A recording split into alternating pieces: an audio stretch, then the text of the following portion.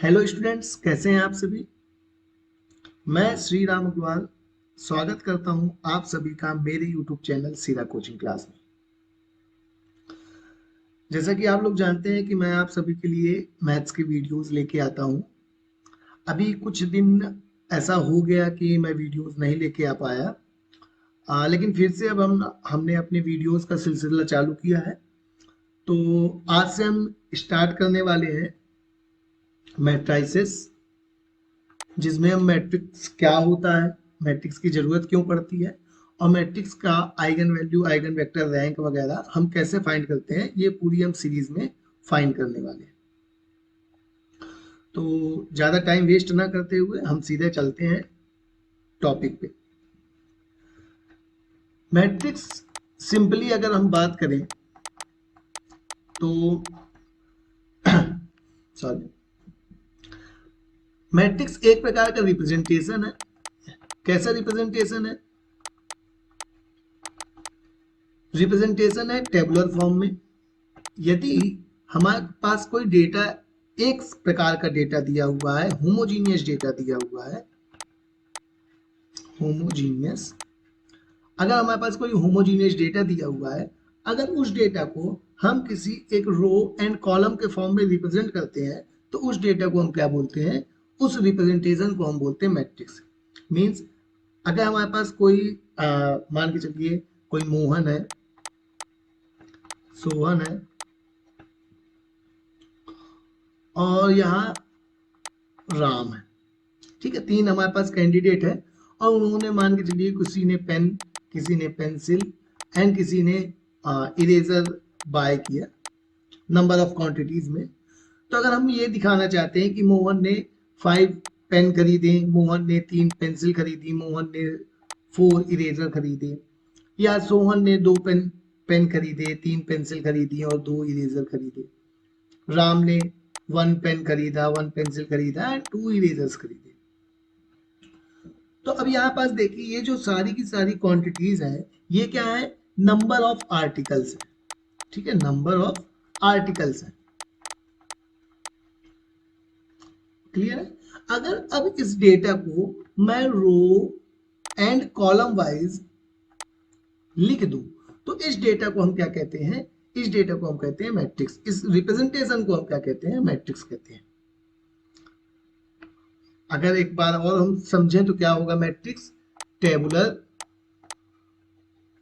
Representation of homogeneous data,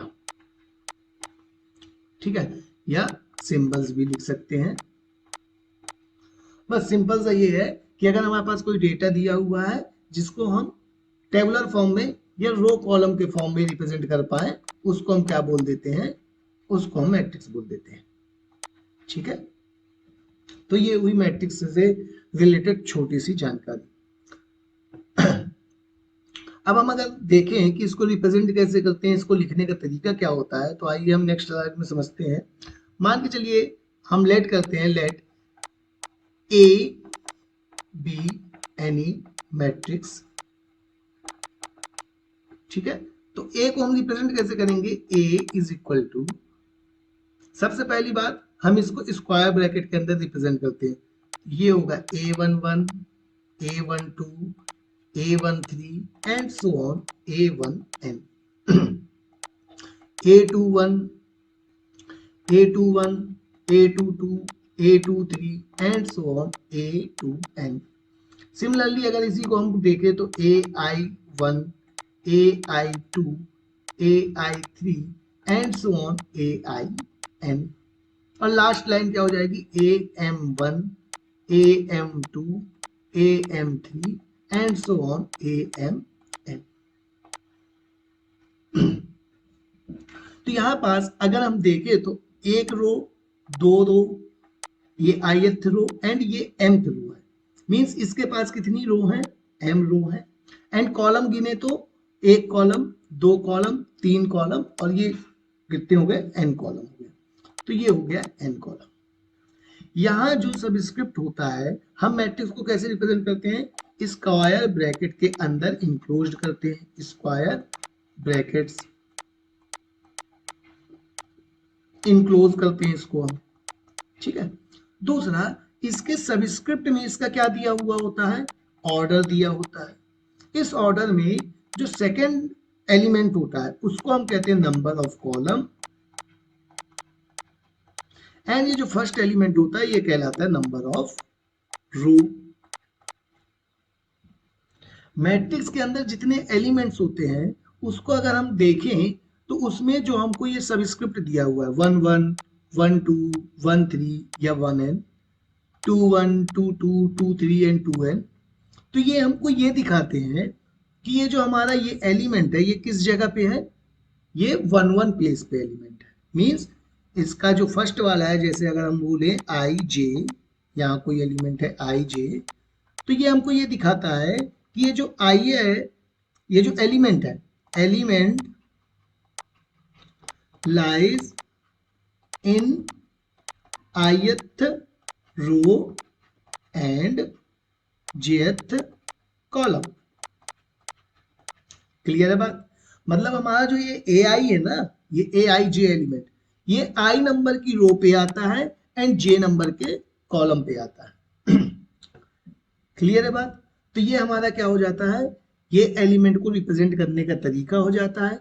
जहां पास ए क्या है, ए को मींस मैट्रिक्स को हमेशा हम कैपिटल लेटर से, और उसके जो अंदर एलिमेंट्स है उनको हम स्मॉल लेटर से रिप्रेजेंट करते हैं। पूरे मैट्रिक्स को हमको इनक्लोज करना होता है स्क्वायर ब्रैकेट के अंदर, ठीक है। इसमें नंबर ऑफ रोज होती हैं एंड नंबर्स ऑफ कॉलम होते हैं, जिसको हम कैसे लिखते हैं, m क्रॉस n के फॉर्म में।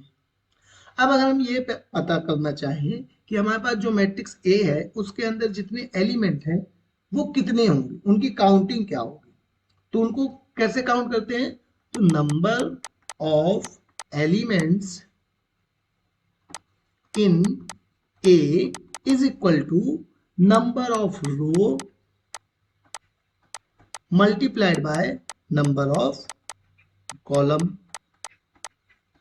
मींस अगर नंबर ऑफ रो मैट्रिक्स के अंदर m है और नंबर ऑफ कॉलम मैट्रिक्स के अंदर n है, तो ये हो जाएगा m क्रॉस n या m इंटू n। अब इसका एक एग्जांपल समझ लेते हैं। आई होप आपको इतना क्लियर होगा मैट्रिक्स के बारे में। चाहे तो आप इसका स्क्रीनशॉट ले लें। ओके, अब देखिए अगर हम मैट्रिक्स का एग्जांपल लें तो ये हमारे पास मैट्रिक्स है। Let A is equal to 1 2 3 6 2 1 3 1 2 and B है हमारे पास, B is equal to 1 2 1 6 3 1 and एक तीसरी मैट्रिक्स C है जो क्या है 1 2 1 1 एंड 6 3। ठीक है, तो ये हमारे पास ए बी सी कोई मैट्रिक्स है। अगर हम देखें तो इसमें हम तीन चीजें फाइंड करते हैं। पहले फाइंड करते हैं, अभी हम देखना चाहते हैं क्या क्या, एक ऑर्डर देख लेते हैं कि इस मैट्रिक्स का ऑर्डर कितना होगा, और नंबर ऑफ एलिमेंट्स देख लेते हैं, नंबर ऑफ एलिमेंट्स, एंड और एक चीज देख लेते हैं number of row and column, number of row and number of columns. ठीक है, तो अगर हम देखना चाहें तो नंबर ऑफ रो कितनी आएंगी, इसमें ऑर्डर कितना आएगा, सबसे पहले बात तो ये करें। ऑर्डर मींस होता है number of row cross number of column. तो नंबर ऑफ रो कितनी है इसमें, एक रो है, दो रो है, तीन रो है। एक चीज ध्यान रखिएगा, जो हॉरिजॉन्टल्स होते हैं वो कहलाती रो। मींस हॉरिजॉन्टल हो गया रो। ठीक, तो यहां पास कितने हॉरिजॉन्टल है, ए में 1 2 3, तो ये हो गया 3 रो। एंड जो वर्टिकल होता है, जो परपेंडिकुलर सॉरी वर्टिकल होता है वो क्या कहलाता है, नंबर ऑफ कॉलम कहलाता है। तो यहां वर्टिकल कितने हैं, 1 2 3, तो ये इसका नंबर ऑफ कॉलम हो गया 3।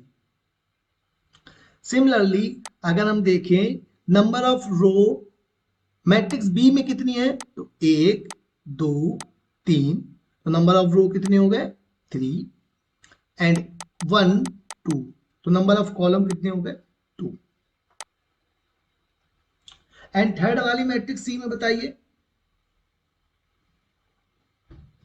अगर सी में देखें तो क्या है, 1 रो है एंड सेकेंड रो है, R1 R2 भी बोल सकते हैं। तो ये हो गया number of row 2 and column कितने हैं 1 2 3, तो नंबर ऑफ कॉलम हो गए 3। ठीक है, और अभी हमने पीछे ऑर्डर देखे पिछली स्लाइड में, तो वहां क्या देखा, ऑर्डर, ऑर्डर को कहां लिखते हैं हम, सब स्क्रिप्ट में लिखते हैं, मैट्रिक्स के लेफ्ट हैंड साइड लिखते हैं बॉटम में यहां। तो अगर इनको लिखेंगे तो हम क्या देखेंगे, देखिए ऑर्डर क्या हो गया, ऑर्डर कैसे लिखते हैं, रो एंड कॉलम का मल्टीप्लीकेशन लिखना है हमको। तो देखिए फर्स्ट वाली मैट्रिक्स ए में नंबर ऑफ रो कितनी है 3 है एंड नंबर ऑफ कॉलम कितने हैं 3 है, तो ये आपका होगा 3x3। एंड बी का क्या है, नंबर ऑफ रो 3 है एंड कॉलम कितने, नंबर ऑफ कॉलम 2 है, तो इसका ऑर्डर कितना हो गया 3x2। एंड सिमिलरली सी का क्या हो जाएगा ऑर्डर 2x3, तो ऑर्डर कितना हो गया, ये 3x3 हो गया ए का, 3x2 हो गया बी का एंड 2x3 हो गया सी का। और अभी हमने पिछली स्लाइड में देखा बताया है कि नंबर ऑफ एलिमेंट्स कितने होंगे मैट्रिक्स के अंदर, number of row multiplied by number of column. तो यहां पास देखो नंबर ऑफ एलिमेंट कितने होंगे 3 into 3 which is equal to 3 3 या 9, ये है 3 रो एंड 2 कॉलम, तो ये हो गया 6 एंड यहाँ पास 2 रो एंड 3 कॉलम, तो ये भी वैल्यू हो गई 6। तो आप देख सकते हैं कि यहाँ पास 1 2 3 4 5 6 7 8 9 एलिमेंट्स है। इसमें बात करें तो 1 2 3 4 5 6 एलिमेंट्स है, देखो 6 है, और ये सेकंड वाले में भी 6 है। ठीक, अभी अगर हम मैट्रिक्स की बात करें कि मैट्रिक्स को पढ़ते कैसे हैं, तो मैट्रिक्स को पढ़ने का एक तरीका होता है, क्या बोलते हैं, ए की बात करें अगर तो कैसे बोलेंगे, A is matrix of order 3x3, इसको हम क्या पढ़ते हैं 3x3। ठीक है, आई होप आपको इतना क्लियर होगा। मैट्रिक्स कैसे होते हैं, मैट्रिक्स को रिप्रेजेंट कैसे करते हैं, उसका उसमें एलिमेंट, उसका ऑर्डर, उसमें number of row and number of column कितने होते हैं। ठीक है, अब हम आगे बढ़ते हैं, मैट्रिक्स का टाइप देखते हैं। ठीक है, तो मैट्रिक्स के टाइप देखें, मैट्रिक्स टाइप्स ऑफ मैट्रिक्स। देखिए मैट्रिक्स होती बहुत टाइप्स की हैं, लेकिन हम कुछ जनरल टाइप्स जो होते हैं उनको पढ़ते हैं। ठीक है, तो पहली मैट्रिक्स हम पढ़ते हैं, एक होती है column matrix. Column matrix, column matrix में क्या होता है, अगर हमारे पास कोई एक मैट्रिक्स ए दी हुई है जिसमें नंबर ऑफ कॉलम कितने हो, केवल 1 हो, मींस नंबर ऑफ कॉलम कितने हो 1 हो, but number of row sorry, number of row कितनी हो, कुछ भी हो सकती है। नंबर ऑफ रो में कोई रिस्ट्रिक्शंस नहीं है, बट नंबर ऑफ कॉलम क्या होने चाहिए 1 होने चाहिए। तो ये आपके पास एक कॉलम हो गया और ये आपके पास नंबर ऑफ रो हो गई, like R1 R2 and so on Rn। ठीक है, तो ये क्या कहलाता है, ये कॉलम मैट्रिक्स कहलाता है, जिसमें हमको क्या दिया होता है n इज इक्वल टू 1 होना चाहिए।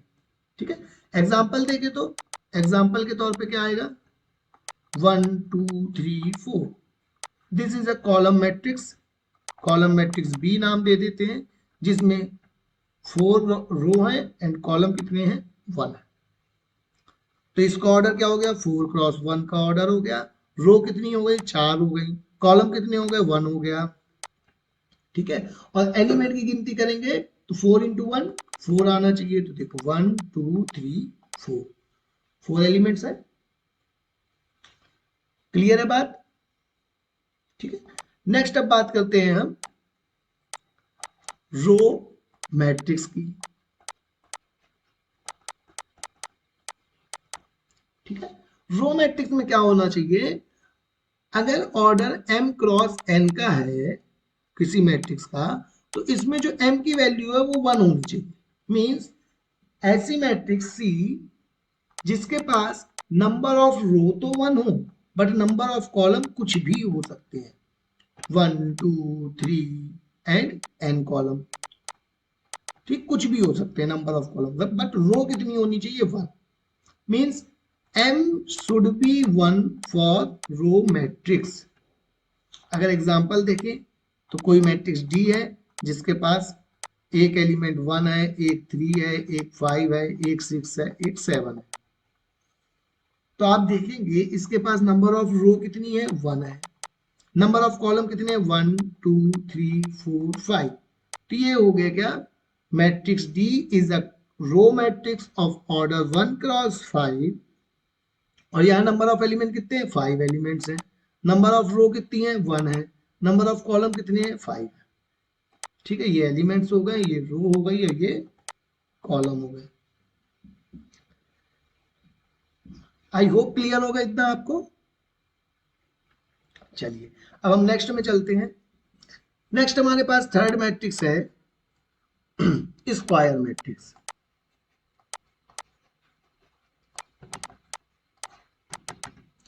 देखिए, यदि आपके पास कोई एक ए मैट्रिक्स दी हुई है, A M cross N matrix, means A is matrix of m cross n, then a को हम स्क्वायर बोलेंगे, then a is called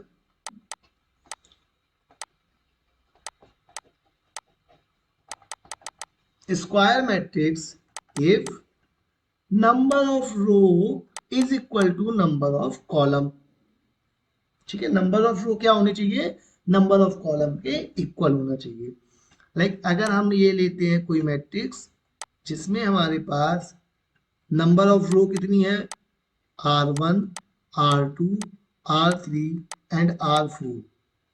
means अगर हम ये मानते हैं कि ये 4 रो की मैट्रिक्स है, और हम बोलते हैं कि ए जो है हमारा वो स्क्वायर है, तो इसका कॉलम भी कितना होना चाहिए, 4 होना चाहिए। ठीक है, तब हम इस मैट्रिक्स को बोलेंगे कि ए मैट्रिक्स जो है वो आपकी क्या है, स्क्वायर मैट्रिक्स है। Then A is square matrix. ठीक है, क्लियर है। स्क्वायर मैट्रिक्स हम कब बोलेंगे, जब हमारे पास number of row number of column के इक्वल आ जाए।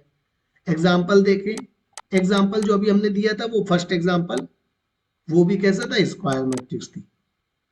ठीक है, ये देखिए इसमें नंबर ऑफ रो कितनी है, 3, नंबर ऑफ कॉलम कितने हैं, 3, तो ए क्या है, स्क्वायर मैट्रिक्स है। ठीक, तो जैसे आप देख सकते हैं 2 3 4 5 7 8 1 1 1, ये कैसी मैट्रिक्स हो गई, ये आपकी स्क्वायर मैट्रिक्स हो गई। ठीक है, क्लियर है बात। नो रेक्टेंगुलर मैट्रिक्स की बात करें तो फोर्थ क्या होता है, रेक्टेंगुलर मैट्रिक्स। मैट्रिक्स, ठीक, रेक्टेंगुलर मैट्रिक्स वो सारी मैट्रिक्स जिसमें m की वैल्यू कभी भी n के बराबर ना हो, या फिर हम ये बोल सकते हैं जो मैट्रिक्स स्क्वायर नहीं है वो सारी की सारी मैट्रिक्स क्या होंगी, रेक्टेंगुलर मैट्रिक्स होंगी।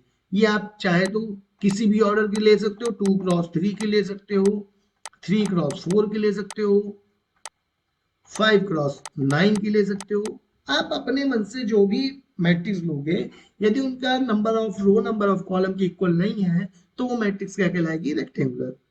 जैसे पीछे हमने इसको कॉलम मैट्रिक्स देखा, तो इसमें देखो m n के 1 के इक्वल है क्या, नहीं है। ठीक है, अभी नहीं है, हो सकता है, बट अभी के लिए ये भी क्या है, रेक्टेंगुलर मैट्रिक्स है। यहाँ पास बी जो था वो भी रेक्टेंगुलर है, सी जो है वो भी रेक्टेंगुलर है, क्योंकि नंबर ऑफ कॉलम यहाँ रो 3 है, कॉलम 2 है, यहाँ रो 2 है, कॉलम 3 है, इक्वल नहीं है आपस में। तो ये सारी की सारी क्या है, रेक्टेंगुलर मैट्रिक्स है। ठीक है, अब नेक्स्ट एक पढ़ते हैं हम null matrix.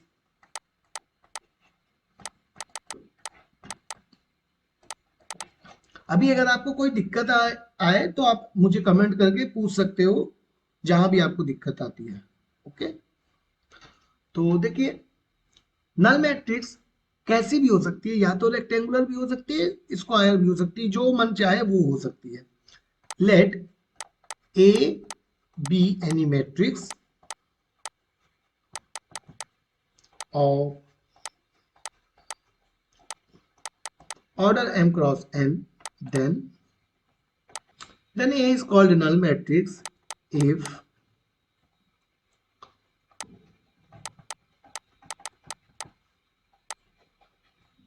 if all aij is equal to 0। Means हमारे पास कोई भी मैट्रिक्स दी हुई है जिसका ऑर्डर m क्रॉस n है, इसको हम नल मैट्रिक्स बोलेंगे यदि इसके हर एक एलिमेंट कैसा हो, 0 हो। हर एक एलिमेंट, एक भी नॉन जीरो नहीं होना चाहिए। ये देखो यहां पर लिखा है all A I J should be 0, means जितने भी नंबर हैं, ठीक है, वो सारे के सारे क्या होने चाहिए, 0 होने चाहिए। ये मैट्रिक्स 2 क्रॉस 3 की भी हो सकती है, 4 क्रॉस 5 की भी हो सकती है, 1 क्रॉस 3 की भी हो सकती है, एंड 3 क्रॉस 3 की भी हो सकती है। इसका ऑर्डर कुछ भी हो सकता है, क्योंकि इसके सारे एलिमेंट कैसे होने हैं, 0।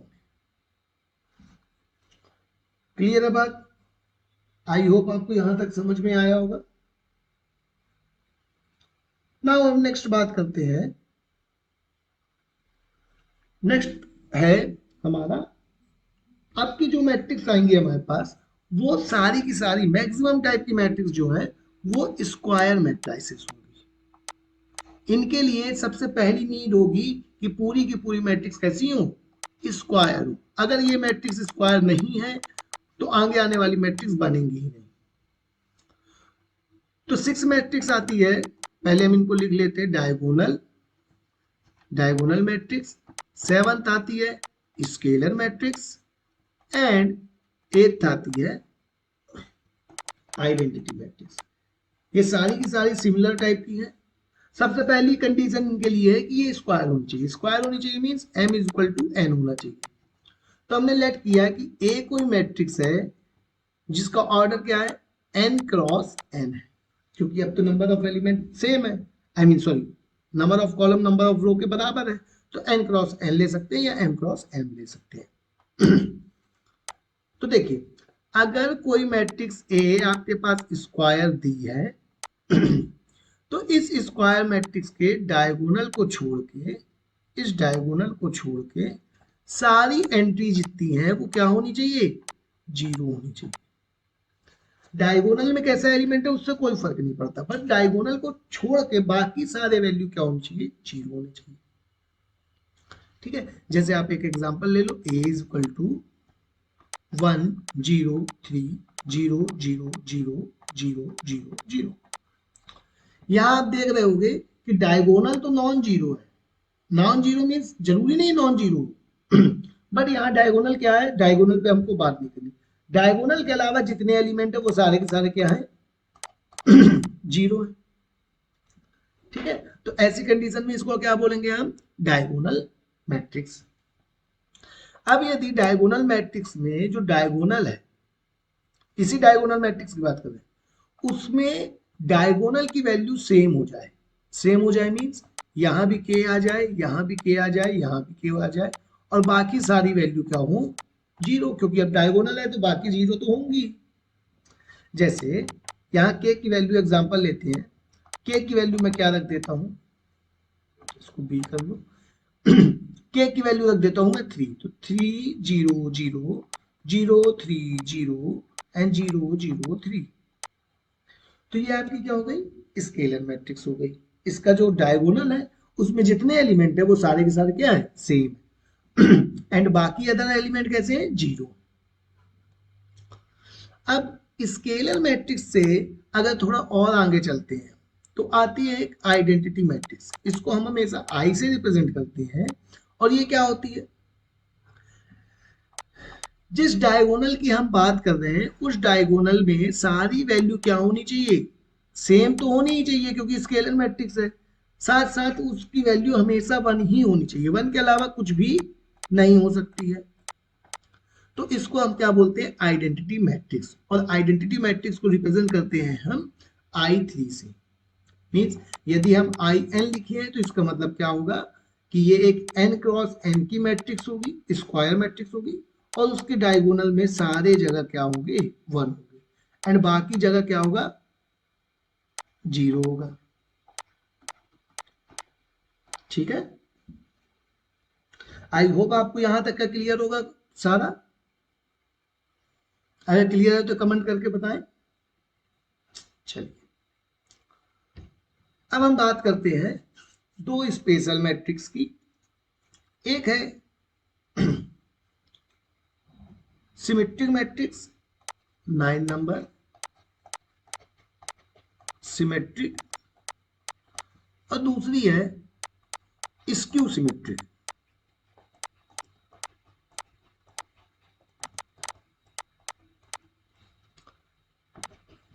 देखिए सिमेट्रिक और स्क्यू सिमेट्रिक पढ़ने के लिए हमको एक चीज अभी चाहिए है, यदि हमारे पास कोई मैट्रिक्स ए दी हुई है तो इसका हमको ट्रांसपोज फाइंड करना होता है। एक इसको बता देते हैं, ट्रांसपोज। ट्रांसपोज क्या वाला है, देखिए ट्रांसपोज में कुछ नहीं करना है। हमारे पास यदि कोई मैट्रिक्स दी हुई है ए, जिसका ऑर्डर कुछ भी है, मान के चलिए अभी 2 क्रॉस 3 ले लेते हैं, कोई 1 2 3 4 6 8, ये हमारे पास कोई मैट्रिक्स है। इसका हमको यदि ट्रांसपोज करना है तो ट्रांसपोज क्या होता है कि इस मैट्रिक्स में इन जो रो है ना, इनको आप कॉलम में पुट कर दो। मीन्स ये रो उठाओ और इसको ले जाके यहां रख दो 1 2 3, और ये दूसरी रो उठाओ आप दूसरी जगह ले जाओ 4 6 8। अब देखो यदि हम किसी का ट्रांसपोज करते हैं मैट्रिक्स का तो उसका ऑर्डर क्या हो जाता है, पलट जाता है। तो ये हो जाएगा 3 क्रॉस 2। तो ये इसका ट्रांसपोज कहलाएगा। क्लियर है बात। अब यदि हमको कोई मैट्रिक्स ऐसी मिल जाए, ये भी मैं बात कर रहा हूं स्क्वायर मैट्रिक्स की, स्क्वायर मैट्रिक्स के बिना काम नहीं चलेगा यहाँ, ये भी स्क्वायर मैट्रिक्स ही होगी। यदि हमारे पास कोई स्क्वायर मैट्रिक्स दी हुई है और अगर मैं उसका ट्रांसपोज करूं और ट्रांसपोज करने के बाद मुझे वही मैट्रिक्स मिल जाए, तो मैं कहता हूं कि ये जो मैट्रिक्स ए है ये कैसी होगी, सिमेट्रिक होगी। कैसे, देखिए मान के चलिए मुझे ए मैट्रिक्स दी है जिस जो 2 क्रॉस 2 की है, 2 क्रॉस 2 की, तो मैंने यहां ले लिया 1 3 2 2, ये मेरे पास एक मैट्रिक्स है। अब यदि आप इसका ट्रांसपोज करोगे बच्चे, तो ट्रांसपोज करने पे क्या मिलेगा, ये रो आपको उठा के इस कॉलम में पुट करनी है तो ये हो गया 1 2, और ये रो उठा के आपको दूसरे कॉलम में पुट करनी है तो ये हो गया 2 3। तो आप देखो अगर कि ए जो है वो same to same A transpose के बराबर आ रहा है, अगर ऐसी कंडीशन होती है तो हम ए को क्या बोलते हैं, ए इज सिमेट्रिक। क्लियर है बात। एक एग्जांपल और ले अगर, तो अगर मैंने लिया ए कोई 3 क्रॉस 3 का मैट्रिक्स लिया, 3 क्रॉस 3 का, तो यहाँ पर देखो क्या है, मैं अगर लेट करता हूं 1 2 3 2 4 6 सॉरी 3 6 8, ये हमारे पास कोई मैट्रिक्स है।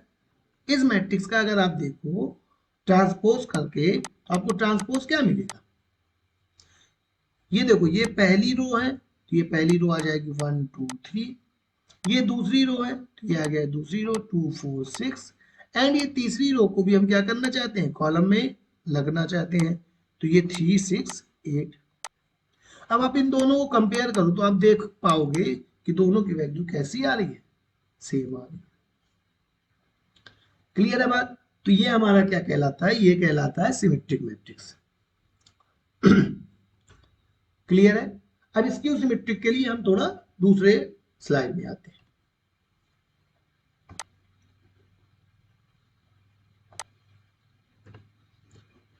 थोड़ा हम यही देखें तो स्क्यू सिमेट्रिक का डेफिनेशन क्या कहता है कि किसी मैट्रिक्स का अगर हम स्क्वायर मैट्रिक्स हो गई, अगर किसी मैट्रिक्स का हम ट्रांसपोज करते हैं और उसको ट्रांसपोज करने पे हमको क्या मिल जाए, माइनस ए मिल जाए। मीन्स कैसा, अगर हम इसका ट्रांसपोज करें और हमको इसकी वैल्यू क्या मिल जाए, माइनस ए मिल जाए, तो हमारा क्या जो वैल्यू बनेगी उसको क्या कहते हैं हम, उस जो मैट्रिक्स होगी वो क्या कहलाएगी, स्क्यू सिमेट्रिक।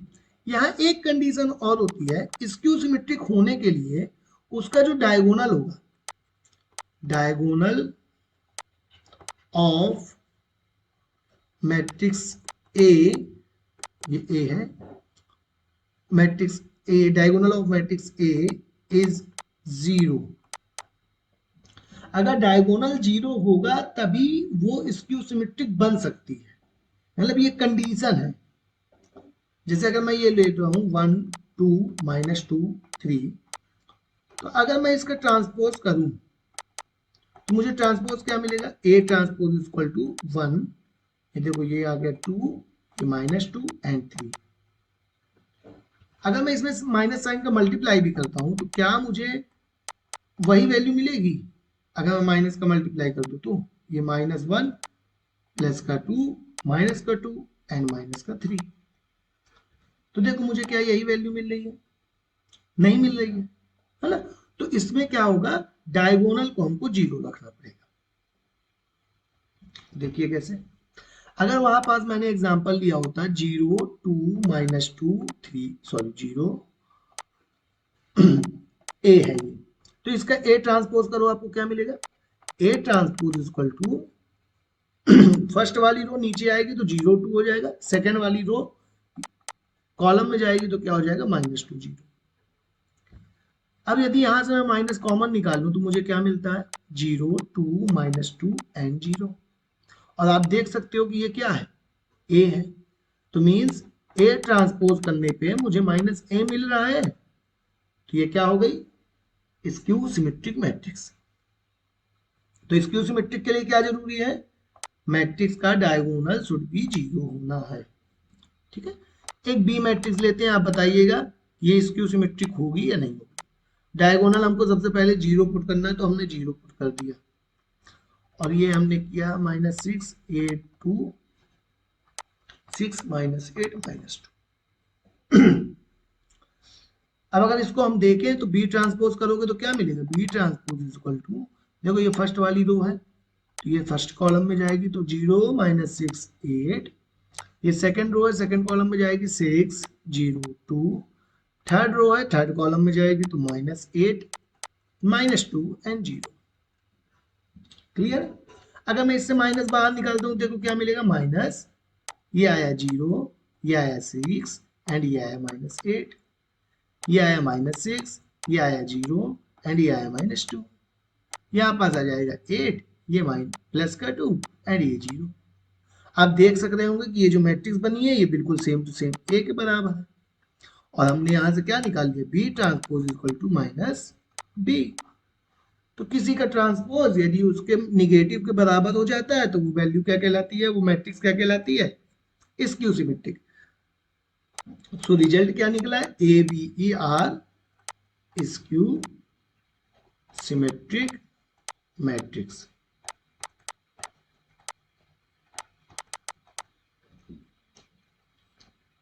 आई होप आपको यहां तक का क्लियर होगा।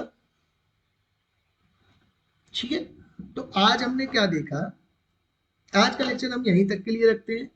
तो आज हमने दो चीज मेनली पढ़ी, एक मैट्रिक्स क्या होता है और फिर उसके बाद क्या पढ़ा, मैट्रिक्स के टाइप्स कितने होते हैं।